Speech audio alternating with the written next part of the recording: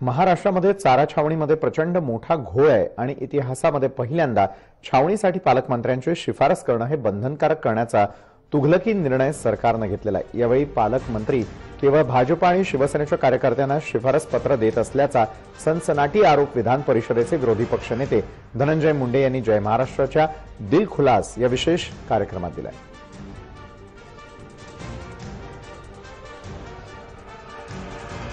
ज्या टप्प्याटप्प्याने राज्य सरकारनं दुष्काळ लागू केला, राज्य सरकार ज्या पद्धतीने दुष्काळाची परिस्थिती हाताळत होता, त्यावर तुम्ही वारंवार आपल्या राजकीय सभेमध्ये म्हणा, इथे विधिमंडळामध्ये तुम्ही आवाज उठवत राहिला आहे। आजची स्थिती नेमकी काय राज्याची? छावण्याच्या बाबतीमध्ये निर्णय केलाय की एक शेतकरी फक्त 5 जनावर छावण्यात घेऊन जाऊ शकतो। म्हणजे जर माझ्या घरात 15 जनावर असतील तर 5 मी छावणीत सांभाळायचे आणि 5 घरी सांभाळायचे। अरे काय तुघलकी निर्णय तुमचे चाललेत।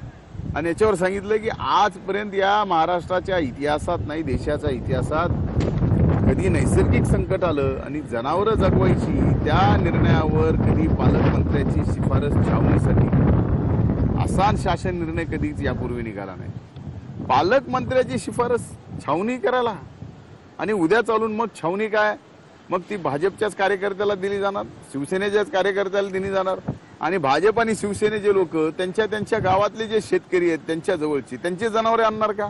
म्हणजे तुम्ही जनावराला चारा देताना सुद्धा भाजप आणि सेना काढणार का? म्हणजे अशी परिस्थिती मड्यावरचं लोणी खाण्यासारखी कुठल्याच राज्यकर्त्यावर आली नाही, ती परिस्थिती आज यांच्यावर आलेली आहे। याचाच अर्थ यांचा शेवटचा काळ आता आलेला आहे।